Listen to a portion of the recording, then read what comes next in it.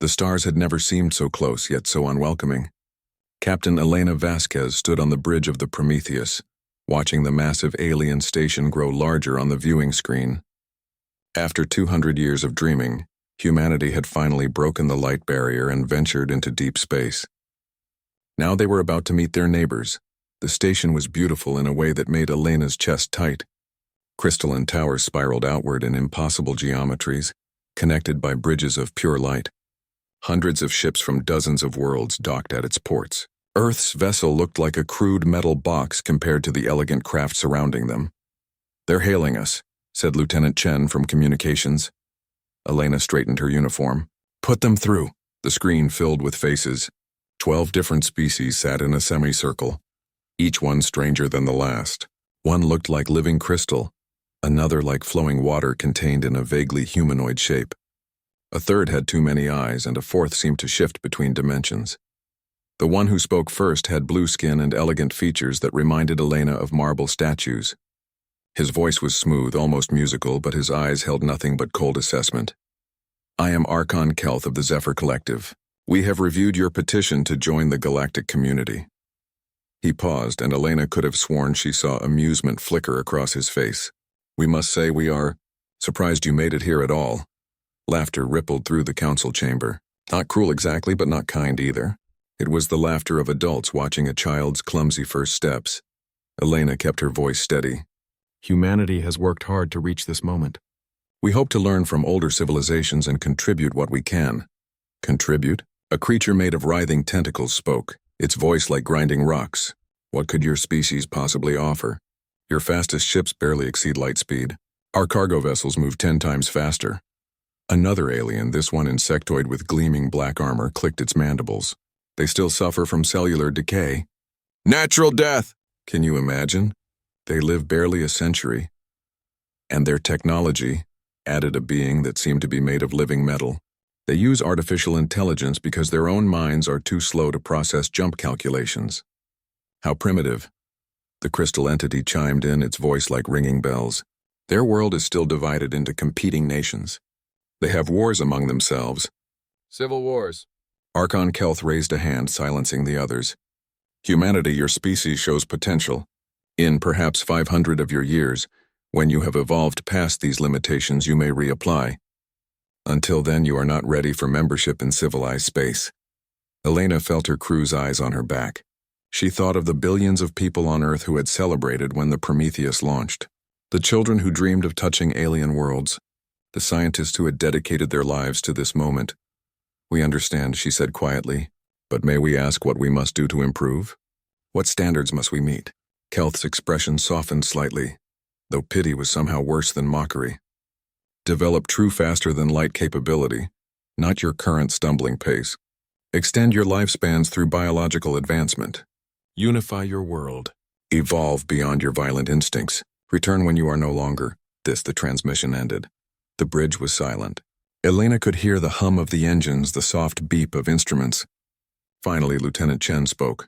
"Captain, they're departing. The Zephyr delegation's ships are leaving the station." "Let them go," Elena said. She felt hollow.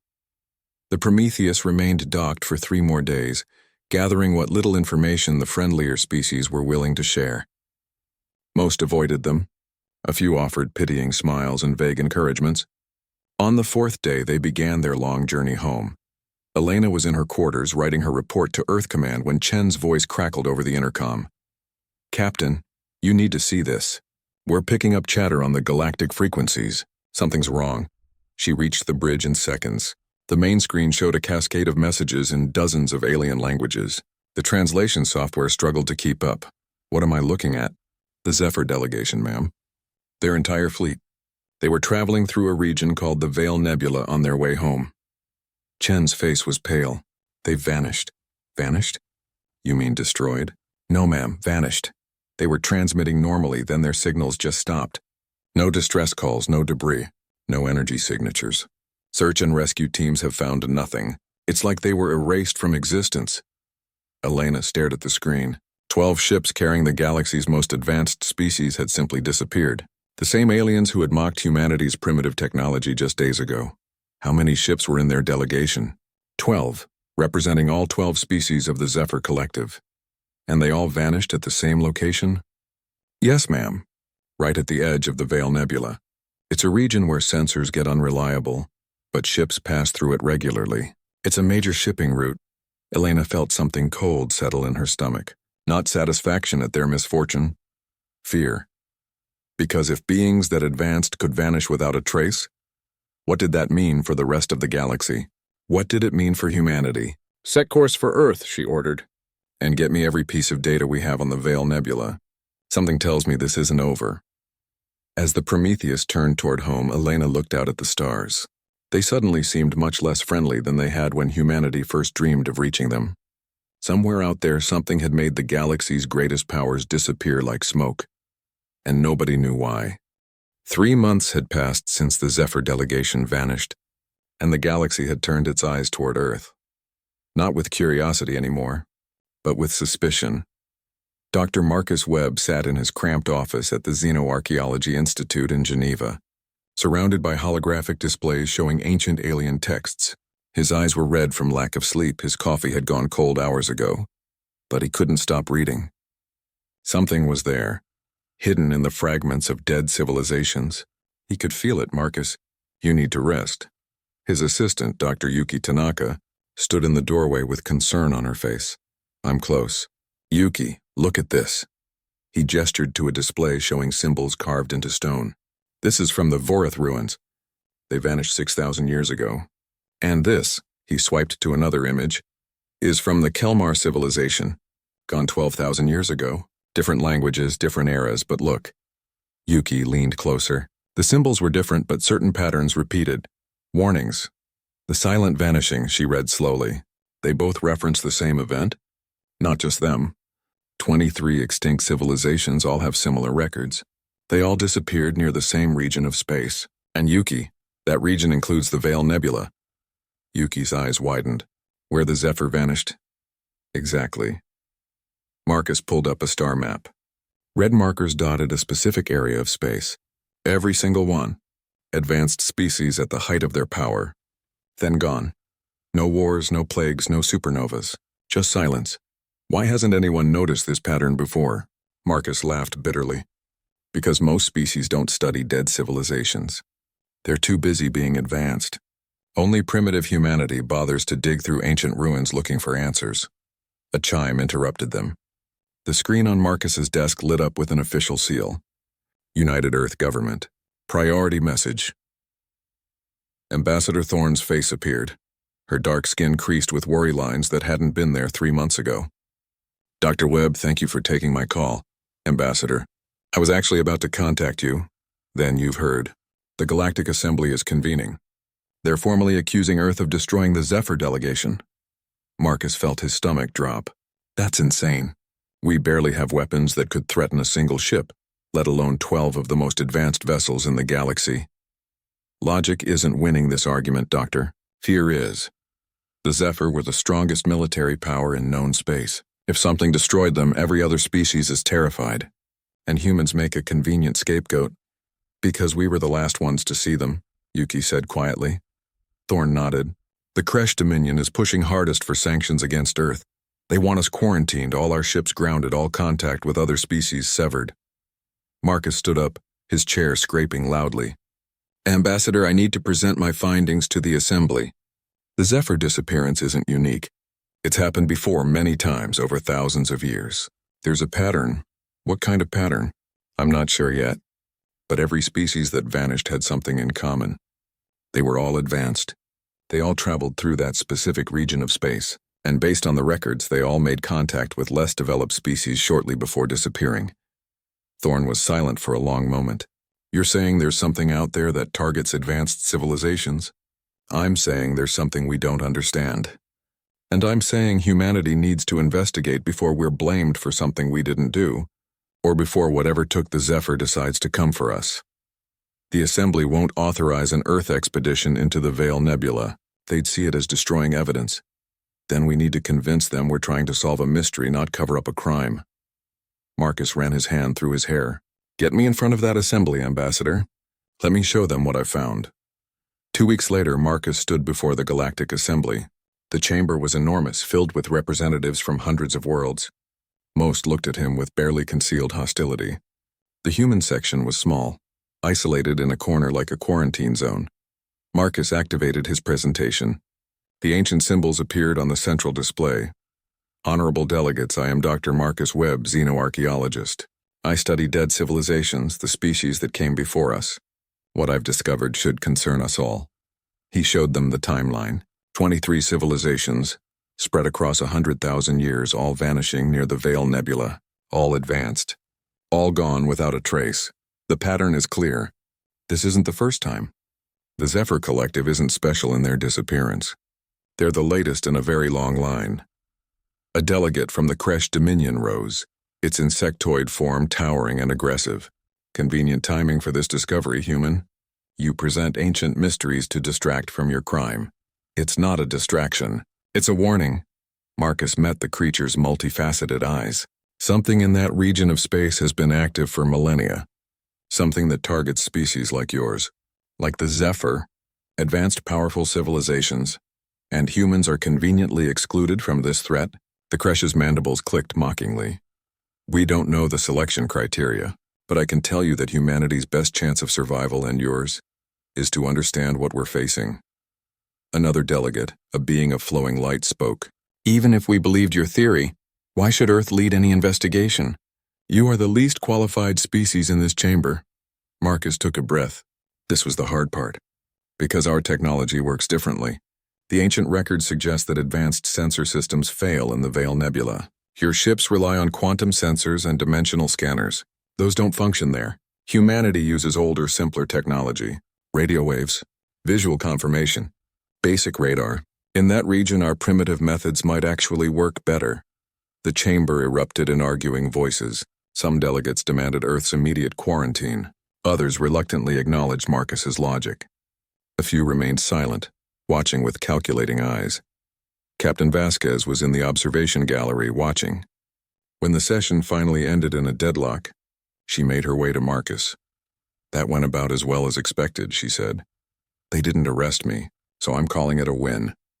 Marcus looked exhausted but determined. Captain, we need to go into the Veil Nebula. With or without permission, I know. Elena's jaw was set. The Prometheus is being refitted. We're going to find answers.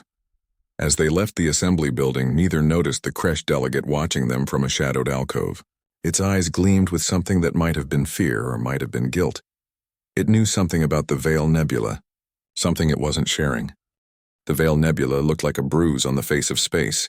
Purple and black clouds of gas stretched across millions of kilometers, shot through with streaks of sickly green. The Prometheus moved slowly through the outer edges, its sensors struggling to penetrate the interference. This is unsettling, Lieutenant Chen said from his station. All our advanced equipment is giving garbage readings. But the old radio systems are working fine. You were right, Dr. Webb. Marcus stood behind the captain's chair studying the data streams. The ancient records mentioned sensor failure. Whatever's in here doesn't like modern technology. Captain Vasquez kept her eyes on the view screen. 3 other Earth ships accompanied them, small exploration vessels. Against her recommendation, Ambassador Thorne had insisted on sending a larger fleet. Elena had argued for stealth over numbers. Now deep in the nebula, she hoped she'd been wrong to worry. Captain, I'm picking up something on visual, said Ensign Park from sensors. Bearing 270, range unknown. It's big. The view screen shifted. Through the swirling gases, a shape emerged. Then another. And another. Mother of God, Chen whispered. They were ships, dozens of them, hundreds maybe, floating dead in the void. Ancient vessels with designs nobody had seen in millennia. Sleek modern cruisers from species that still existed. And there, clustered together like abandoned toys, the 12 ships of the Zephyr delegation. Are they destroyed? Vasquez asked. No, ma'am. They're intact. Completely intact. No damage, no breaches, no signs of weapons fire. Park's voice shook slightly. They're just empty. Empty. No life signs. No power signatures, nothing. They're perfectly preserved, but there's nobody aboard. Marcus moved to the sensor console. Captain, we need to board one. Examine it up close. Agreed. Chen, assemble a boarding team. Webb, you're with them. Full environmental suits, maintain radio contact at all times. 20 minutes later, Marcus floated through the airlock of a Zephyr cruiser. The interior lights were still on, running on backup power. Everything looked normal. A coffee cup floated past his helmet, its contents frozen into a perfect sphere of ice. "It's like they just disappeared mid-activity," he said into his radio. No struggle, no emergency, nothing. His team spread through the ship. The engineering section was pristine. The bridge showed no signs of alarm. Personal quarters had clothes floating gently, belongings secured in place. In the captain's quarters, Marcus found a data pad still displaying a message half-written. "Chen, are you getting this?" He held up the pad to his helmet camera. "Reading it now, Doctor. It's a personal log." The captain was writing about their encounter with humanity. "Wait, this is interesting." He says the humans seem earnest, if primitive. Archon Kelth was too harsh with them. "They remind me of how we once were before we ascended." Marcus felt a chill that had nothing to do with the cold. "Keep reading. That's all there is." The message cuts off mid-sentence. Timestamp shows it was written 8 hours after they left the station. They would have been entering the Veil Nebula around then. So whatever happened, it was sudden. No time to even finish a sentence, Marcus's radio crackled. It was Ensign Park from the Prometheus. "Doctor, you need to see this. We found something at the center of the ship graveyard." Back on the Prometheus, the view screen showed what their cameras had captured. Deep in the heart of the floating derelicts, there was a structure. Not a ship. Not natural. It was massive, angular, covered in geometric patterns that seemed to shift and change when looked at directly. "How did we miss that before?" Vasquez asked.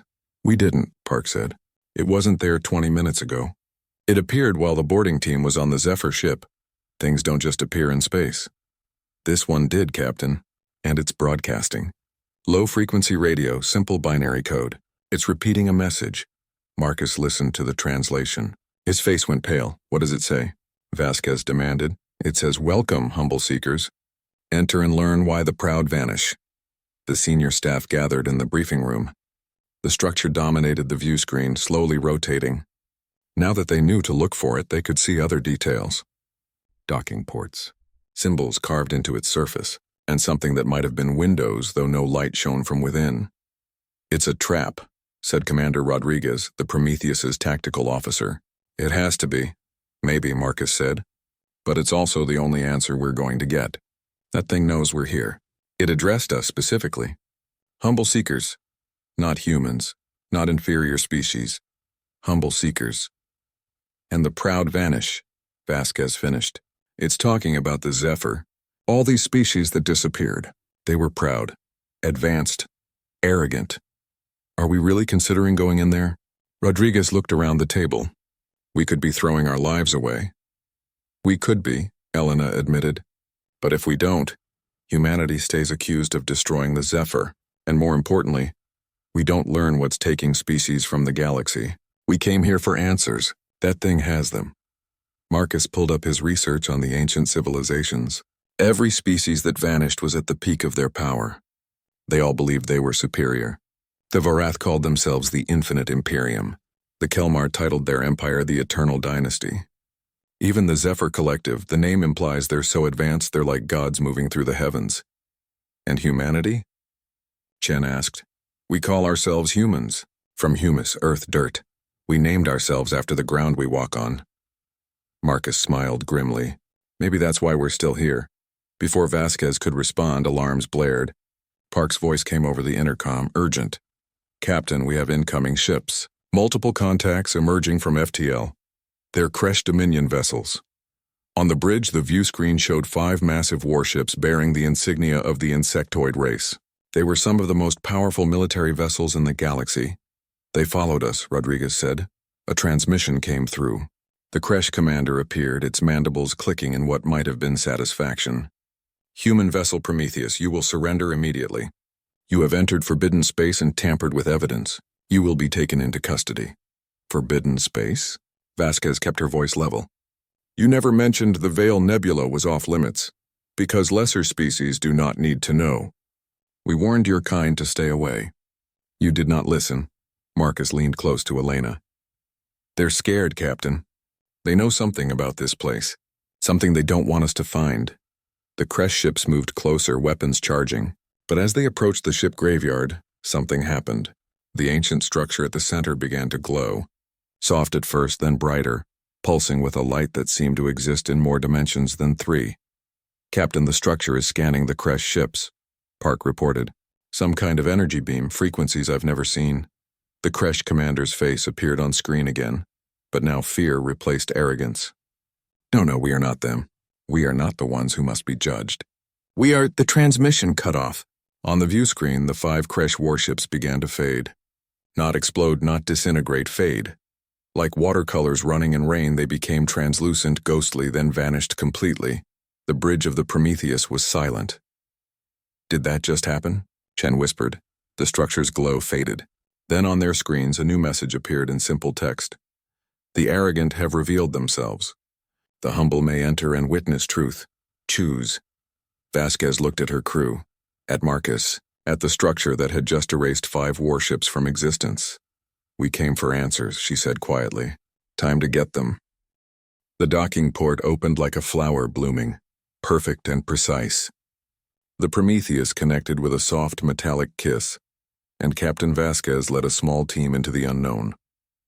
Marcus was beside her along with Chen, Rodriguez, and 2 security officers. They wore full environmental suits, though sensors showed breathable atmosphere inside. The corridors were like nothing human eyes had seen. The walls seemed to be made of liquid metal that flowed slowly, rearranging itself as they passed. Lights embedded in the surfaces pulsed in patterns that almost made sense, like a language just beyond understanding. This place is alive, Marcus breathed, or something close to it. They walked for what felt like hours but was probably only minutes. Distance seemed flexible here. Finally, they entered a vast chamber. At its center floated a sphere of light, and within that light images flickered and changed. Welcome. The voice came from everywhere and nowhere, speaking in perfect English. You are the first to reach this place with questions rather than demands.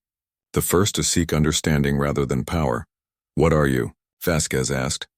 I am the custodian created by the architects. My purpose is to protect the galaxy from those who would destroy it through their own arrogance. The sphere pulsed and images formed around them. They saw a species of crystalline beings, beautiful and powerful, spreading across the stars. They watched as these beings encountered a younger race and dismissed them as insignificant. Then, days later, the crystalline empire simply ceased to exist. The architects were the first sentient species in this galaxy, the custodian explained. They reached heights of technology and wisdom that no other has matched. But they learned a terrible truth. Advanced civilizations tend toward arrogance, and arrogance leads to cruelty, oppression, and eventually destruction. More images flowed past, empire after empire rising, conquering, considering themselves superior, and then vanishing, removed from the timeline as cleanly as erasing a mistake. So you kill them? Rodriguez's hand moved toward his weapon. I archive them. They are not dead. They exist in a state of preservation, consciousness suspended. Should they ever be needed, they can be restored. Marcus stepped closer to the sphere. But why? What gives you the right to judge entire species? The architects gave me that right before they transcended physical existence. They saw the cycle. A species becomes advanced, becomes proud, becomes cruel to those they see as lesser. They conquer or destroy younger civilizations before those species can reach their potential. The architects themselves almost fell to this trap. Only by recognizing their own arrogance did they survive long enough to ascend. The images shifted to show humanity. Earth spinning in space, crude rockets launching, stumbling first steps toward the stars. Then the encounter with the Zephyr. I observed your meeting with the collective. I saw how they mocked you. How they dismissed your achievements as primitive. It triggered my protocols. But you didn't take us, Vasquez said. Why? Because you showed humility. When faced with beings far more advanced, you acknowledged your limitations. You asked what you needed to improve rather than demanding respect. You accepted their judgment even though it hurt. That humility saved you. Chen spoke up, his voice shaking slightly. The creche, the ships that followed us. You took them just now. Yes. They came with weapons ready, intent on silencing you to hide their own knowledge of this place. They had been warned millennia ago. Watched their own sister species vanish for arrogance. Yet they learned nothing. They came here with pride and aggression, so they joined the archive. Marcus felt the weight of what he was hearing. How many species are in this archive? 273 civilizations spanning 117,000 years. Some were taken at the height of their power. Others when they first displayed the patterns of destructive pride. All are preserved, waiting. Waiting for what? For a species to emerge that can break the cycle. A species advanced enough to travel the stars, yet humble enough to respect all life. A species that can guide others toward wisdom rather than dominance. The sphere expanded, filling the chamber with light. When it cleared, they could see into the archive itself. Millions of beings frozen in time, their faces showing surprise or anger or fear. Among them, Archon Kelth of the Zephyr, his expression one of shock. "You have a choice to make," the custodian said. "I can restore the archived species. All of them or some of them, but I will only do so if the choice comes from genuine compassion, not from fear or desire for reward." The architects believed that the species who could pass this test would be worthy of inheriting their responsibility. What responsibility? Vasquez asked, though she thought she knew. To become the galaxy's teachers, to guide emerging species toward wisdom, to prevent the cycle of pride and destruction from continuing. Humanity could take that role. Or you could walk away, let the archive remain, and return to your normal life. Rodriguez shook his head. "This is too much. We're not ready for this. We're barely a spacefaring species. We still fight among ourselves." "Yet you acknowledged those flaws," the custodian replied. "That acknowledgement is more valuable than 1,000 years of advancement without wisdom." Marcus looked at the frozen faces in the archive. He thought about Archon Kelth's cruel dismissal of humanity. Part of him wanted to leave them there, let them experience the helplessness they'd made others feel. But another part, the part that made him study dead civilizations to learn from their mistakes, whispered different advice. "If we restore them," he said slowly, "will they remember? Will they understand why they were taken? They will remember everything. They will know their actions triggered the archiving. They will have experienced the terror of being powerless, of being judged and found wanting." Vasquez turned to her team. "Opinions?" "It's a trap," Rodriguez said immediately. "We release these species and they'll destroy us for finding this place." "Maybe," Chen said. "Or maybe they'll be changed by the experience. I mean, if you suddenly vanished and woke up knowing it was because you were too arrogant, wouldn't that affect you?" "The Zephyr mocked us," one of the security officers added. "Made us feel worthless. Why should we help them?" "Because that's exactly what they'd expect from a primitive species," Marcus said quietly. "Revenge, cruelty, proving we're no better than they thought. But what if we showed them something they couldn't imagine? Mercy from those they dismissed." Vasquez was quiet for a long moment. She thought about the long journey from Earth, the hopes of billions resting on this mission, the chance to prove humanity belonged among the stars. But more than that, she thought about what kind of species she wanted humanity to become. The kind that held grudges and sought revenge, or the kind that offered second chances even to those who'd hurt them. "Custodian," she said finally, "if we choose to restore them, can we do it gradually? Ensure they won't immediately attack us or others? You may restore them in any manner you choose. I will provide safeguards as needed. And the creche, the ones who just attacked us, they too can be restored. Or they can remain archived. The choice is yours." Vasquez looked at her team's faces, fear and uncertainty mixed with something else. Hope, maybe, or the understanding that this moment would define not just their lives but humanity's entire future. "Then here's my decision," she said. "We restore the Zephyr first. Not all at once. We bring back Archon Kelth and his senior staff. We explain what happened and why, and we offer them a choice. They can accept what happened as a lesson and help us build a better galactic community, or they can return to the archive and sleep until they're ready to learn." "And if they choose violence?" Rodriguez asked. "Then we defend ourselves.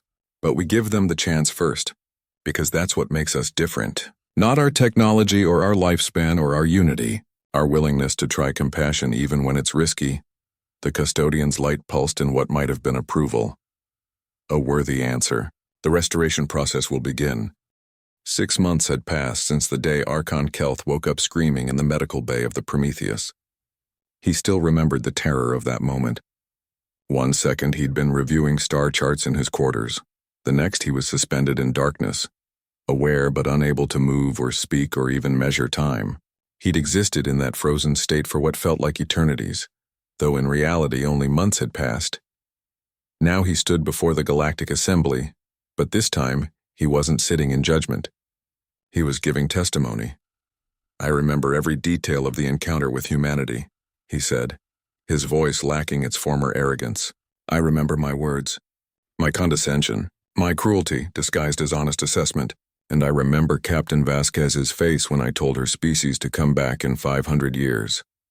The assembly chamber was packed. Representatives from hundreds of worlds watched in silence. The restored members of the Zephyr delegation sat together, their expressions somber. When I woke on the human ship, I expected to be their prisoner, perhaps tortured for information. It's what my own people would have done. Kelth paused. Instead, Captain Vasquez offered me water and explained what had happened. She showed me the archive. The custodian's records, evidence of my civilization's arrogance. And then she did something I still struggle to understand. She apologized for my suffering. A murmur ran through the crowd. Elena sat in the human section, uncomfortable with the attention. Beside her, Marcus scribbled notes, still fascinated by every detail of the architect technology. The human captain apologized to me, Kelth continued, even though my words had hurt her people. Even though I had dismissed humanity as unworthy. She said no being deserved to experience the fear of the archive. And she was sorry I'd had to endure it. That moment changed me more than 1,000 years of advancement ever could. He looked directly at Elena. The Zephyr Collective formally apologizes to humanity. We were wrong. Not just wrong in our assessment, but wrong in our fundamental approach to other species. We believed advancement meant superiority. We confused technology with wisdom. Humanity taught us the difference. The assembly erupted in discussion. Some species applauded. Others remained skeptical. A few looked uncomfortable, perhaps seeing their own attitudes reflected in Kelth's confession. Ambassador Thorne stood to speak. The United Earth government thanks the Zephyr Collective for their words. However, we must be clear. Humanity does not seek to replace one hierarchy with another. We don't want to be seen as superior because we showed mercy. We want to build a galactic community based on cooperation, not dominance. A delegate from the Centauri Alliance spoke up. Beautiful words, Ambassador. But the reality is that humanity now controls access to the custodian. You could restore or archive any species you choose.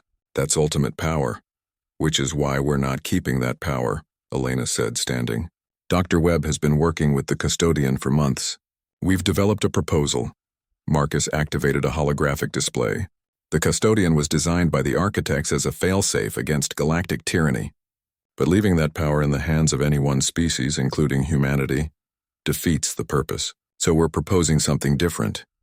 The display showed a new structure, magnificent and complex. We call it the Sanctuary of Humility. It will be built at the edge of the Veil Nebula, accessible to all species. Any civilization that wishes to join the galactic community will first send representatives there. Not as a test to pass or fail, but as a place of learning. Learning what? Someone asked. Perspective, Marcus explained. Visitors to the sanctuary will experience simulations showing the rise and fall of archived civilizations. They'll see how arrogance led to destruction. They'll meet with restored species who've experienced the archive firsthand. They'll learn the lessons the architects wanted to teach. And the custodian? Asked a delegate from the Aquari Collective. The custodian will remain, but its protocols will change. Instead of automatically archiving arrogant species, it will first send warnings. Multiple chances to change behavior. Only after repeated violations will archiving occur. And any decision to archive will require consensus from a council representing many species, not just one. The debate raged for hours. Some species embraced the idea immediately. Others argued for maintaining the status quo, though notably, none suggested keeping the archive secret anymore. A few pushed for destroying the custodian entirely, though that idea was quickly dismissed. The power existed. Better to manage it wisely than pretend it didn't. Finally, a vote was called. The proposal passed with overwhelming support. 3 months later, Elena stood on the observation deck of the newly constructed sanctuary. Through the window, she could see ships arriving from dozens of worlds. The first class of visitors was arriving for a week-long program of learning and reflection. Strange, isn't it? Marcus joined her, holding 2 cups of coffee. A year ago, we were being mocked for our primitive ways. Now we're teaching ethics to the galaxy. We're not teaching, Elena corrected gently. We're sharing. There's a difference. The captain grows wiser, he smiled. Though I suppose that's the point. We all do, when we're willing to admit we have something to learn. On the deck below, Archon Kelth was giving a tour to a group of newly spacefaring species from the Outer Rim. His words drifted up through the atrium. When you meet species less advanced than yourselves, remember this moment. Remember that advancement in technology doesn't mean advancement in wisdom. The humans taught us that. They were mocked, dismissed, considered primitive.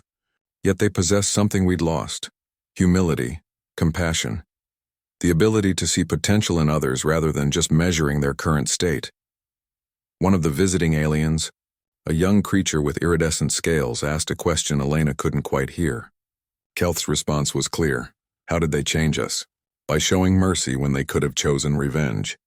By offering help when they could have gloated. By proving that strength isn't about dominating others. It's about lifting them up. Marcus raised his coffee cup. To humanity. We may be slow, mortal, and still figuring things out, but apparently that's exactly what the galaxy needed. Elena clinked her cup against his. To humanity. And to all the species willing to learn and grow together. Below them, Lieutenant Chen was leading another group through the archive memorial. Holographic displays showed the frozen faces of archived civilizations, a somber reminder of what happened when pride overcame wisdom. But nearby, a new section was being built, the Restoration Wing, celebrating species that had learned and changed. The Kresh Dominion had been partially restored, their military leadership replaced with individuals who'd volunteered to experience the archive's lessons before taking power. They were different now, quieter, more thoughtful. Their ships still patrolled their space, but they'd opened diplomatic channels with neighbors they'd once threatened. As Elena watched ships coming and going from the sanctuary, she thought about Earth. News of humanity's role had made them instant celebrities across the galaxy. But with fame came responsibility. Young humans now signed up in record numbers for diplomatic and archaeological services. Earth's universities were flooded with alien students wanting to learn what humanity had that their advanced societies lacked. Do you think we'll live up to the expectations? She asked Marcus. Probably not, he said honestly. We'll make mistakes. We'll struggle with our own pride sometimes. We're not perfect. But I think that's actually reassuring to other species. We're not some enlightened species that figured everything out. We're just people who try to learn from our mistakes and treat others with respect. That's achievable. That's replicable. A soft chime indicated an incoming message. Elena checked her datapad. It was from Admiral Zhang at Earth Command. The Centauri Alliance is requesting human advisors for a dispute with the Outer Rim Confederacy. They specifically asked for you, Captain. They said they need someone who understands both sides and doesn't automatically assume the more advanced civilization is right. Marcus laughed. From mocked primitives to trusted mediators in under a year. Not bad. It's not about us, Elena reminded him. It's about what we represent. The possibility that species can change. That wisdom can matter more than weapons. That mercy is strength, not weakness. She looked out at the stars, the same stars humanity had dreamed of reaching for generations. They were still vast, still mysterious, still full of wonders and dangers. But somehow they seemed friendlier now. Less hostile. More like a neighborhood than a battlefield. You know what the strangest part is? Marcus said. The architects spent millennia trying to teach this lesson. They built the custodian. They archived hundreds of civilizations. They left clues and warnings. And it took humanity, stumbling around with our slow ships and short lives, to actually make it work. Maybe that's the lesson, Elena said. Maybe you can't force wisdom on others. You can only demonstrate it and hope they choose to learn. Down in the sanctuary's main hall, the day's sessions were ending. Species from across the galaxy mingled, sharing stories and insights. Former enemies talked cautiously, finding common ground. Young civilizations asked questions of older ones who'd learned humility the hard way. In the corner, Archon Kelth spoke with a human teenager, part of Earth's new cultural exchange program. The boy asked him what it felt like to be archived. Kelth thought for a long moment before answering. It felt like disappearing, like being erased. Everything I'd built, everything I'd achieved, everything I was just gone. And the worst part was knowing I'd brought it on myself, my pride, my arrogance. When I woke up and learned that the species I'd mocked had saved me, had chosen compassion over revenge, it broke something in me, something that needed to break. Are you angry at humanity? The boy asked. No, Kelth said softly. I'm grateful. You gave us something no one else could. A second chance. And more than that, an example. You showed the galaxy that being advanced means nothing if you're not also kind. As the sun set on another day at the sanctuary, Elena made her final rounds. Ships departed, carrying their passengers home changed.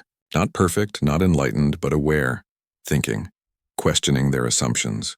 She paused at a memorial plaque being installed near the entrance. It bore a simple inscription in 100 languages. Here we remember not to glorify the fallen, but to learn from their fall. Here we celebrate not the strong, but the wise. Here we honor those who admit they don't know everything. Here we build a galaxy where being humble isn't weakness. It's the foundation of greatness. And below that, in smaller letters, dedicated to the species brave enough to be called primitive and wise enough to prove otherwise. Marcus found her there as the stars began to emerge, ready to head back to the Prometheus. We have another mission next week. Teaching basic diplomacy to 3 species that recently made first contact with each other. Elena smiled. From exploring the unknown to teaching others how to explore it. Strange career path. Strange galaxy, Marcus agreed. But I think I like where it's heading. As they walked back to their ship, the sanctuary glowed behind them, a beacon of hope in the darkness. Somewhere in that vast structure, species were learning the lesson humanity had somehow known all along. Pride makes you powerful. Humility makes you wise. And in the long run, wisdom outlasts power every time. The aliens had mocked humanity and vanished without a trace. But humanity hadn't let that darkness stand. They'd brought back the light, offered forgiveness, and shown the galaxy a better way forward. Not because they were superior, but because they'd never forgotten what it felt like to be dismissed, underestimated, and counted out. And they decided that no one else should feel that way again. That was the real human achievement. Not the technology they'd built or the mysteries they'd solved, but the simple choice to respond to cruelty with compassion, to meet arrogance with humility, to prove that sometimes the greatest strength is admitting you're still learning. And in doing so, they'd changed the galaxy forever.